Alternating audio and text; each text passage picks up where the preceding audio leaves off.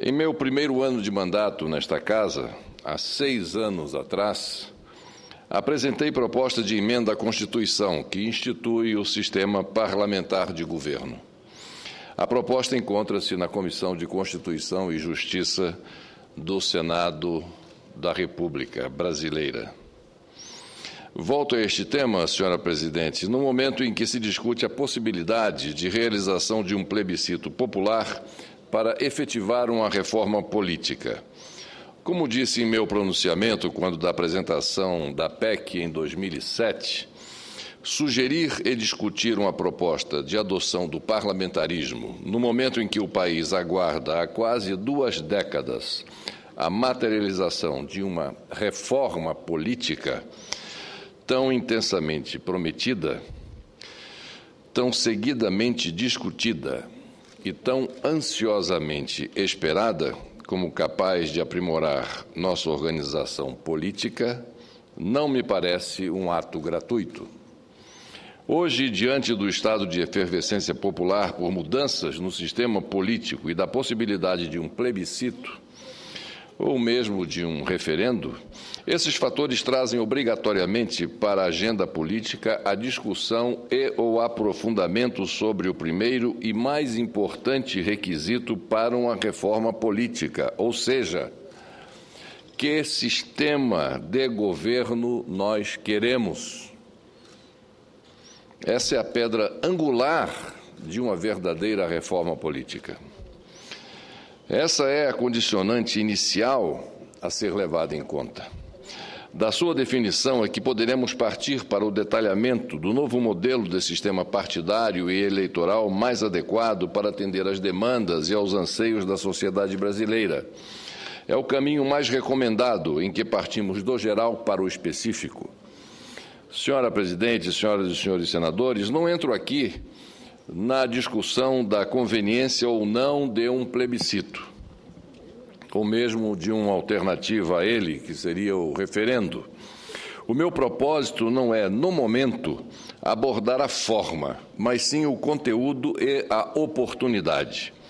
Restrinjo-me, portanto, a defender que, frente à necessidade de uma reforma política, a primazia do debate recai preliminarmente na escolha do sistema de governo. E aqui não quero colocar esta definição baseada apenas na dicotomia presidencialismo versus parlamentarismo. Como é sabido, existem outras formas, outras derivações.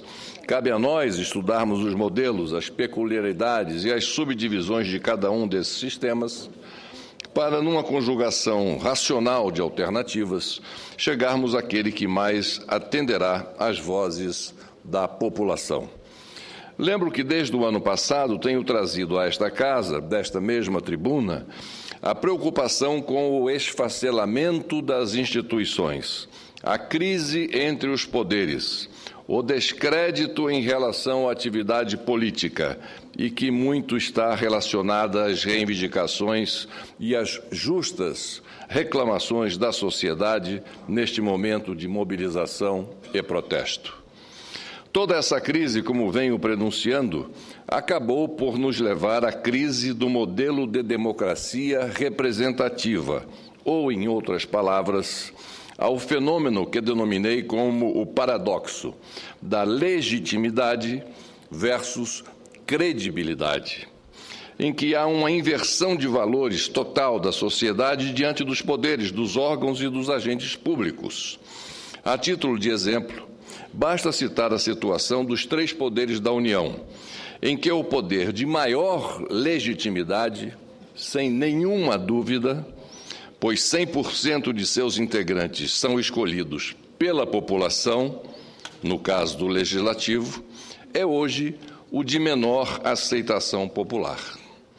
De outro lado, o Poder Judiciário, para cuja composição não há qualquer participação da sociedade, é que detém, no momento, a maior confiança da sociedade. Entre os dois, o Executivo, em que apenas parte de seus membros, os chefes do Executivo, são eleitos e o restante dos integrantes nomeados pelos titulares.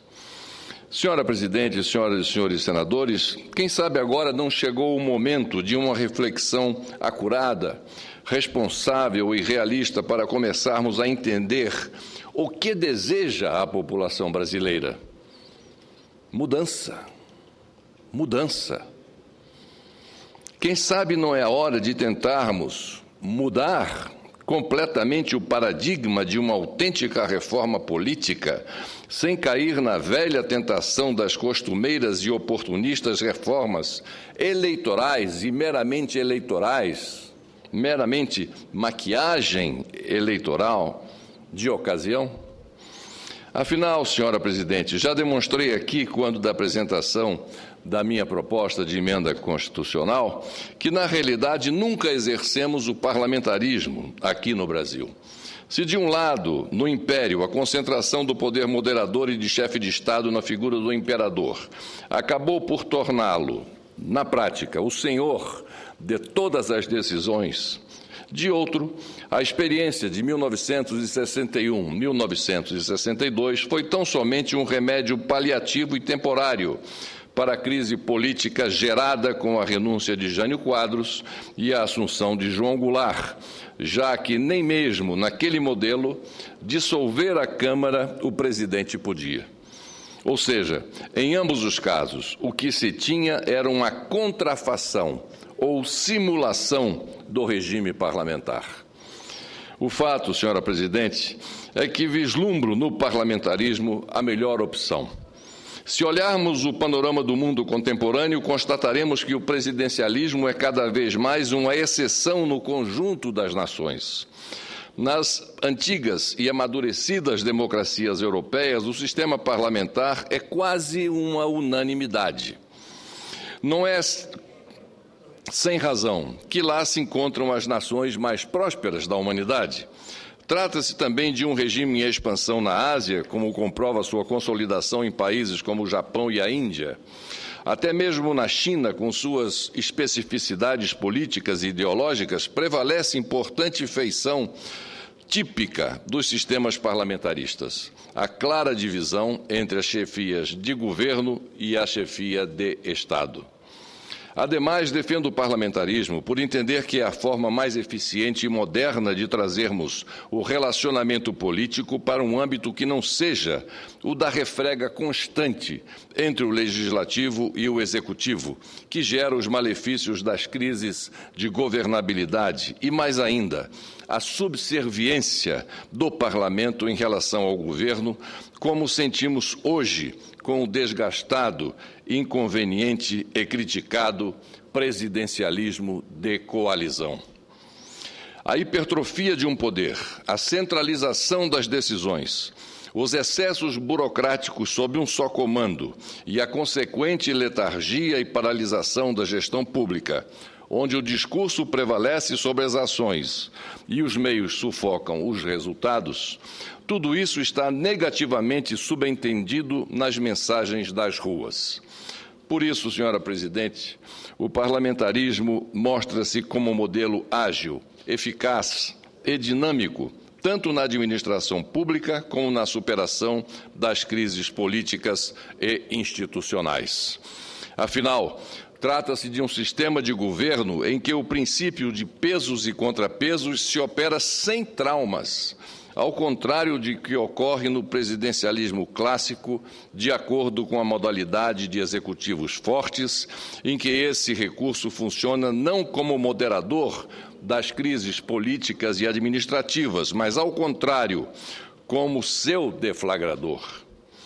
Somam-se a isso os mecanismos do parlamentarismo que, além de amenizar as crises, estreitam a relação popular, a começar pela possibilidade de dissolução da Câmara e a convocação de novas eleições em momentos de instabilidade política e institucional.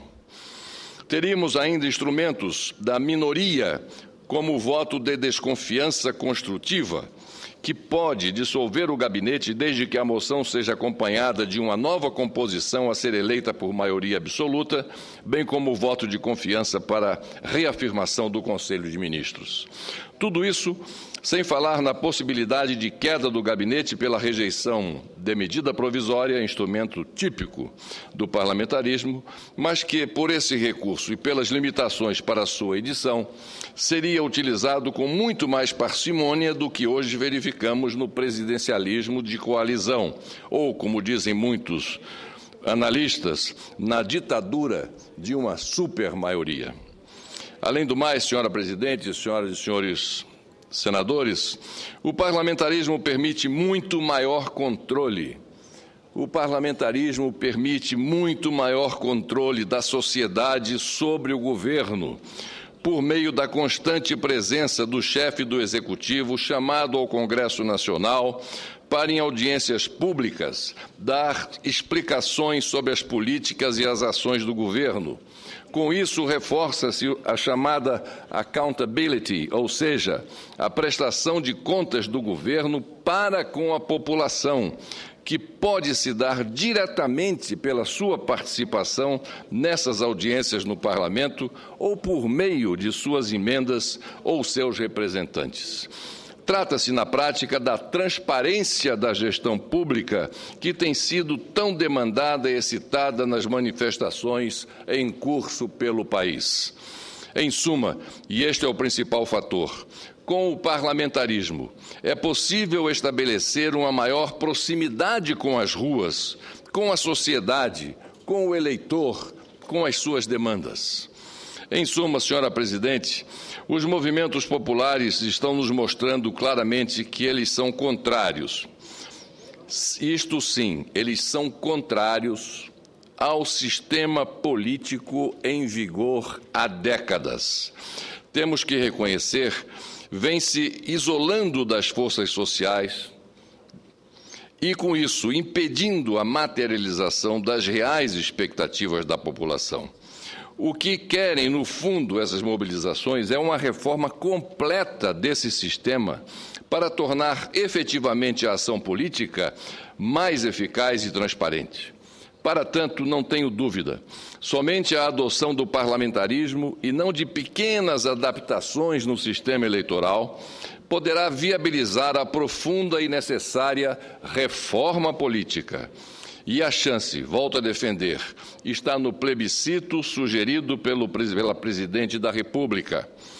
Creio que até que bastaria uma preliminar mais decisiva pergunta ao eleitor.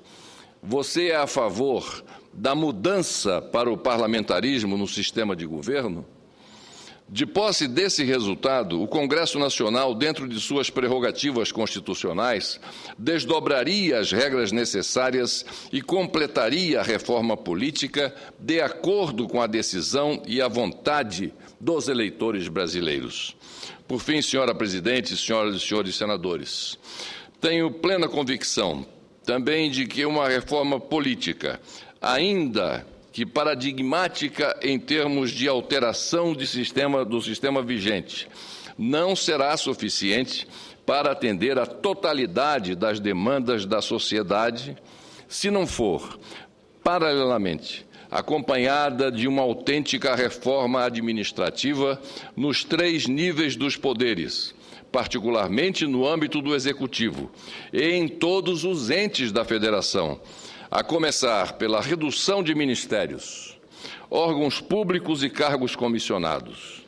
Assim, o que se vislumbra das ruas é uma máquina administrativa estável, onde prevaleça o mérito, uma máquina mais enxuta e capaz de oferecer uma gestão de governo ágil, eficaz, transparente e sensível na prestação dos serviços públicos, independentemente do governo que se instale.